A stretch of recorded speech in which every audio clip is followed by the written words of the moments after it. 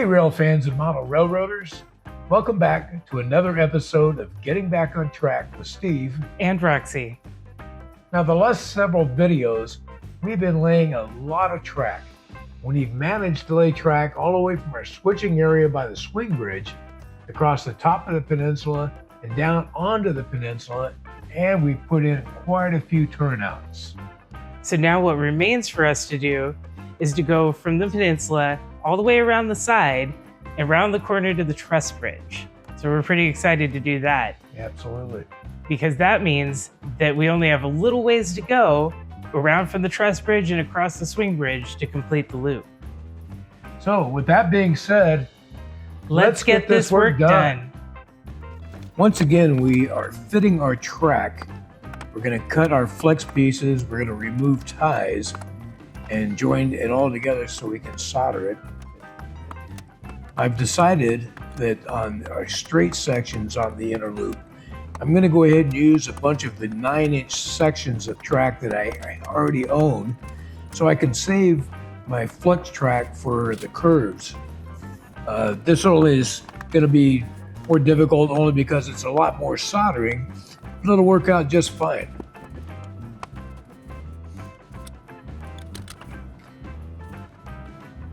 Now you could put these together without removing the ties, but I've elected to do so that I don't melt the ties as I solder the joints. I'm not an expert at soldering, but I do well enough to get by.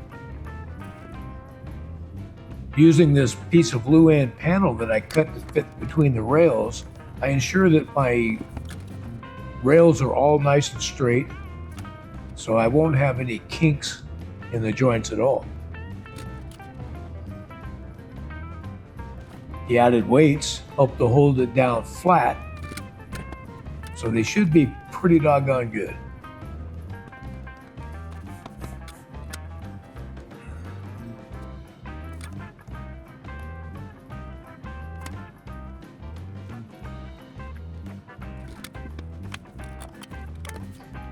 You also want to make sure that you clean where you soldered and get all of the flex off of there. You want to make sure that nothing's going to corrode or cause any problems down the road. I also like to use a bright boy across the joints right after I solder.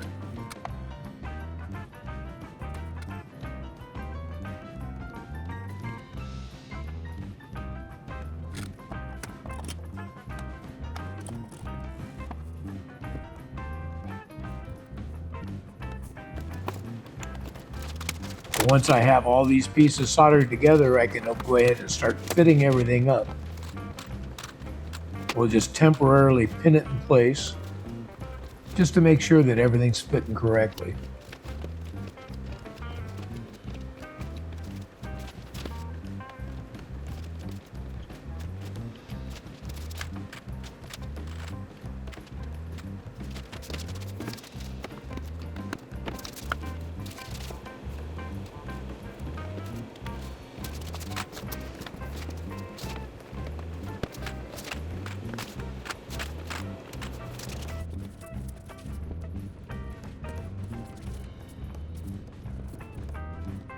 And here once again, we're using flex track to get around our curves. The flex track seems pretty easy to use, and it's really nice not to have to solder so much. But it's pretty expensive to use. And I've got enough of it, I think, that I can do the last inner loop on the lower elevation, which is why I decided to go ahead and use the 9-inch pieces on all my straight areas on this loop.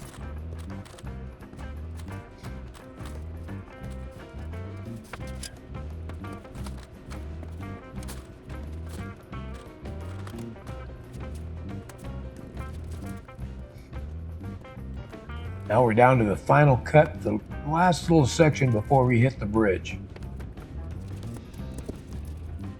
And I'll use part of the flex track for this piece.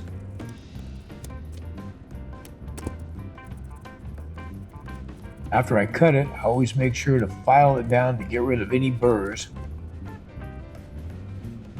because they make it really difficult to get a rail joiner on, and they can cause problems on the wheels of your locomotives and rolling stock.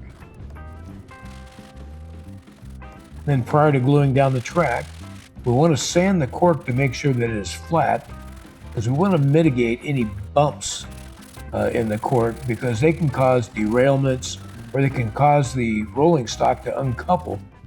It just makes for a much more enjoyable running of the trains if you're not always uncoupling and derailing. You could just run.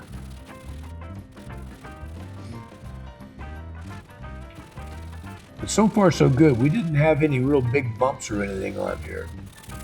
And I always like to smooth out the edges a little bit as well. The last sand is with a larger block of wood, 220 grit sandpaper, just to make sure it's nice and smoothed out.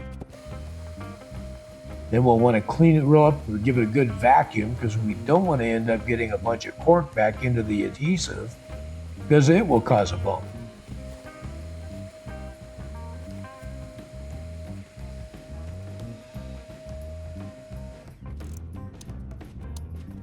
Now that we're finally ready to lay track, we'll go ahead and apply a bead of acrylic latex caulk.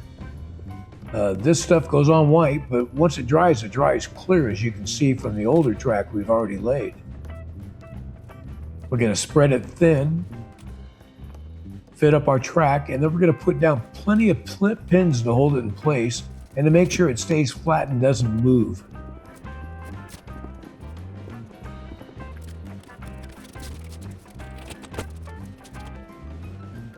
This caulk also seems to make it easier to lay the flex track in these corners, because once you get it close to in position, it holds onto it so it's not sliding and moving around too much on you.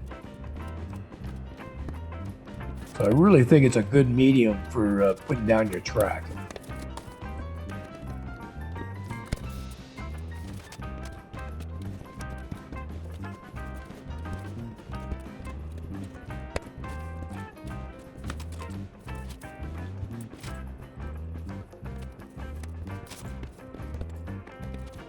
And we're going to use lots of pins to make sure it stays good and flat as it dries.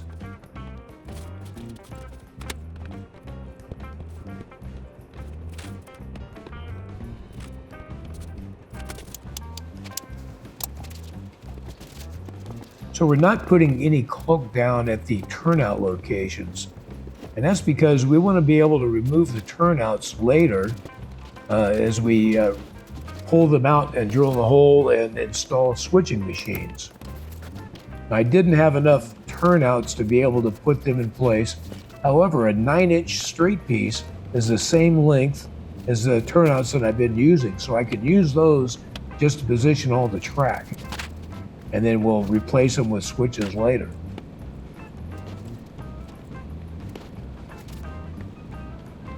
So here we're using that Luan piece to make sure that the track's nice and straight. And again, lots of thumbtacks.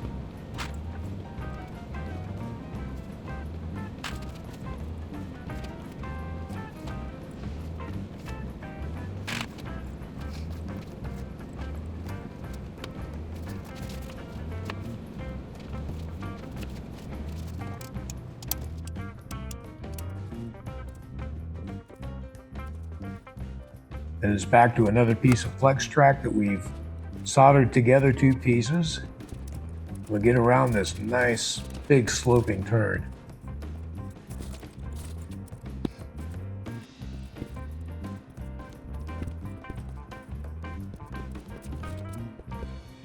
I really enjoy laying the track. It's really a fun activity to do, and it's one of those projects on your layout that you get doing it and you see big results, so it really makes a big change in where you're at. So it's really enjoyable to get to the point where you're laying that track.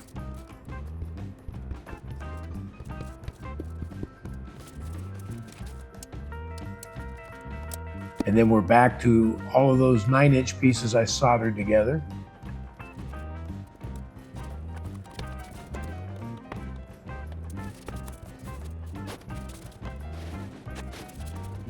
They seem to be working pretty good. Of course, we'll know how well they work when we test it out running a train through here.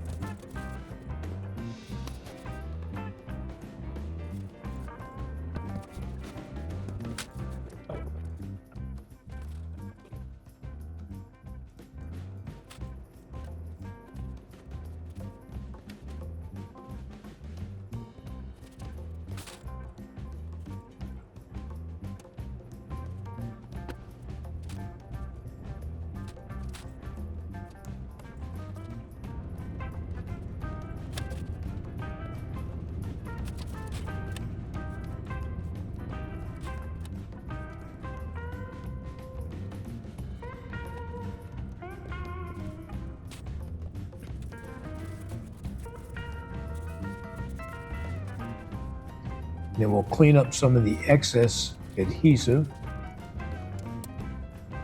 and get to work on the final piece for this section.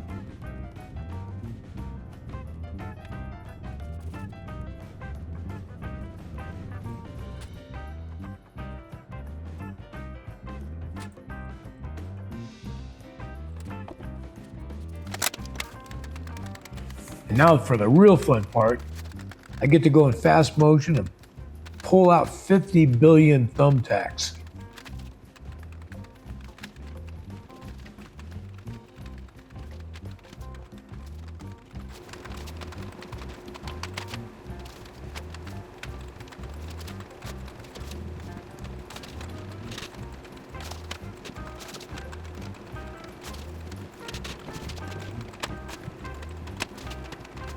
And after I get all of these pins out, I'll go ahead and run a bright boy across the track and give it a good clean.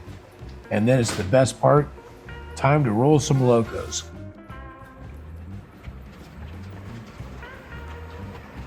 It's really great to be able to run down all the way around on the peninsula now. But this is the longest run on this loop so far.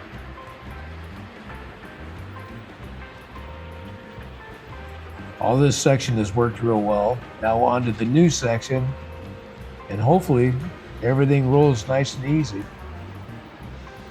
So far, so good.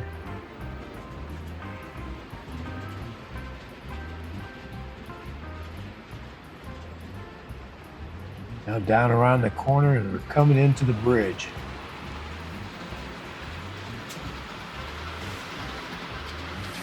Yeah, it's running really good. It's really great to see. Well, there you go. We managed to get some track laid down. We went from the peninsula all the way down around and made it to that truss bridge. And we included a couple of new turnouts that's going to have a switching area where we can service a couple of industries we have planned.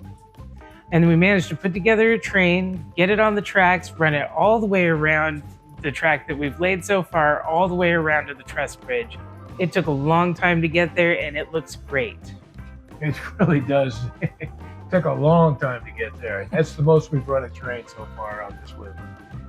So now all we need to do is focus on getting from that truss bridge out across the swing bridge and closing out the loop.